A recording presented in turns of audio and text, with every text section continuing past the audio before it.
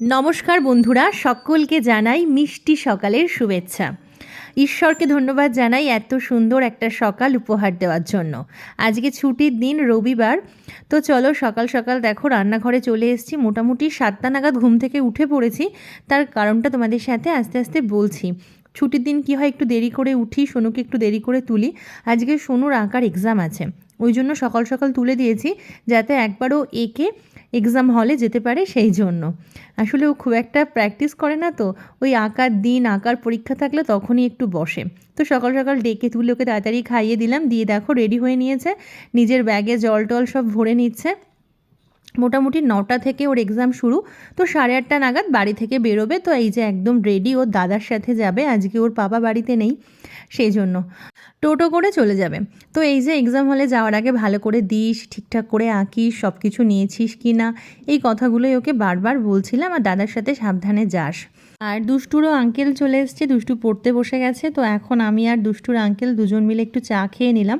আমি ঘুম থেকে উঠেই এক গ্লাস জল খাই আর বলি আমার দিনটা খুব ভালো যাবে, তাহলে আমার দিনটা খুব ভালো যায়। Hello friends, very good morning. আজকে হলো রবিবার, এখন সকাল 10টা মতো বাজে। তো সকালের ব্রেকফাস্ট কমপ্লিট। আজকে তো খিচুড়ি বানিয়েছি, তোমাদের সাথে শেয়ার করলাম। আর আজকে সোনুর আঁকার এক্সাম ছিল, সেখানে গেছে। ও দাদা নিয়ে গেছে, তার কারণ পম আজকে বাড়ি নেই, পম গেছে ক্যান্টনমেন্টে। আর প্রায় তোমাদেরকে বলি পম ক্যান্টনমেন্ট যাচ্ছে, তো কেন সেটা এবার আস্তে আস্তে কিন্তু তোমাদের সাথে শেয়ার করব। তোমরা শুধু সাথে থাকো। ওই জন্য আজকে আমাদের বাজারঘাট কিছু হয়নি, কারণ ও দাদা ওকে নিয়ে গেছে, নিয়ে এসছে। আজকে ডিম রান্না করব আর সঙ্গে কুমড়ো ভাজা আর পটল আলু ভাজা করব। তো তোমরা সাথে থাকো আর দেখতে থাকো। চলো দিনটাকে স্টার্ট করি। আর তোমরা কে কী করছো আজকের দিনে, তো সেটাও কিন্তু আমাকে জানিও। আর সানডে মানেই ফান্ডে।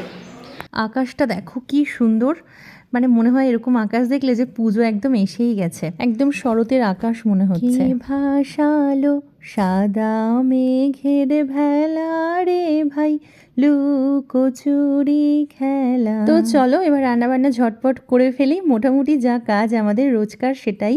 আমাদের আর ছুটির দিন বলে আলাদা করে কিছু নেই, রোজই একরকম। তো দেখো পটল আর আলু ভাজবো, ঝিরিঝিরি করে সব কেটে নিয়েছি, পেঁয়াজ দিয়ে দিয়েছি। আর এখানে কুমড়ো ভাজবো, কুমড়োতে একটু চিংড়ি মাছ আর আলু দেব, সেজন্যই কুমড়োটা একটু বড় বড় করে কাটা।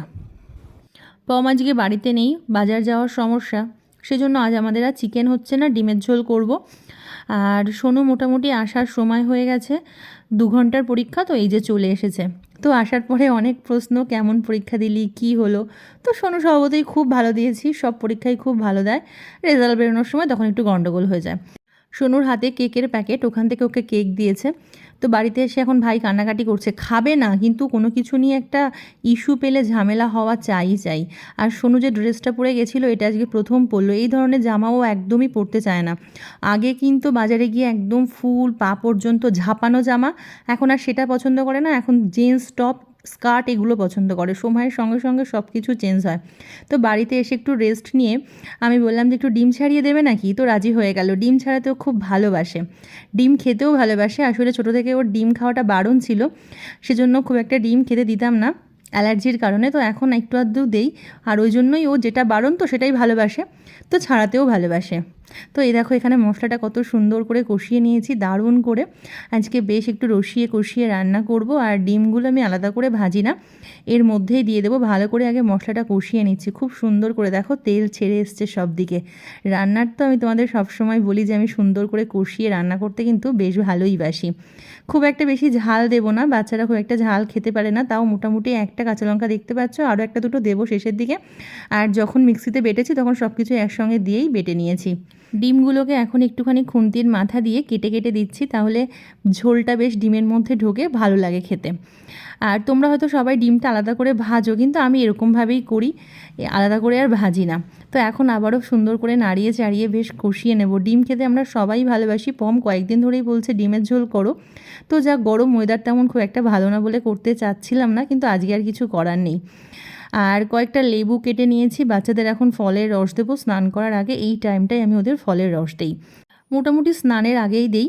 আজও যেমন মানে স্নান করার আগেই দিচ্ছি, স্কুল থেকে ফিরলেও তাই করি, দিয়ে তারপর ওরা স্নানে যায়। আর দেখো এদিকে কিন্তু বেশ সুন্দর করে কষানো হয়ে গেছে, একদম বেশ তেল ছেড়ে এসছে। আর আমি চাই ওদেরকে লেবুটা কেটে দেই, ওরা সেটাই খাবে, কিন্তু ওরা আর চায় না, ওরা কষ্ট করতে চায় না, ওরা শুধু রসটা খাবে আর মা কষ্ট করে রস করে দেবে।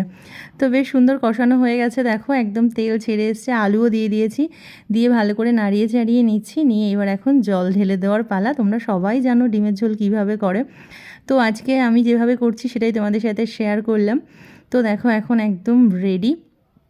তো চলো এবার এই ফাঁকে আমি একটু স্নান টান করে নেব, আর বাচ্চাদের তো অলরেডি স্নান করিয়ে দিয়েছি, দিয়ে পুজো টুজো দিয়ে নেব, দিয়ে চলো এবার ডিমের ঝোল দুটো পাত্রে তুলে নেব, নিচের জন্য আর আমাদের ওপরের জন্য। তো দেখো তুলেও নিয়েছি অলরেডি, আর সোনুকে দিয়ে পাঠিয়ে দেবো নিচেরটা। তো চলো কী কী রান্না হলো দেখাই। নিচে রান্না হয়েছে শাক আর আমের টক, আর আমি কি করলাম তোমরা তো দেখলেই, কুমড়ো ভাজা, পটল আলু ভাজা, ডিমের ঝোল। তো চলো এখন খাওয়া দাওয়া করি। তোমরা কে কী করছো সবাই আমাকে কমেন্টে জানিও, কে কোথা থেকে দেখছো সেটাও। আর সবাই কিন্তু পুরো ভিডিওটা দেখে কমেন্ট করো, তাহলে আমার ভালো লাগবে। তো চলো আজকের মতো আসি, টাটা। তোমরা খুব ভালো থেকো, সুস্থ থেকো, যেভাবে আমার পাশে আছো সেভাবেই থাকো। তো চলো টাটা, গুড বাই।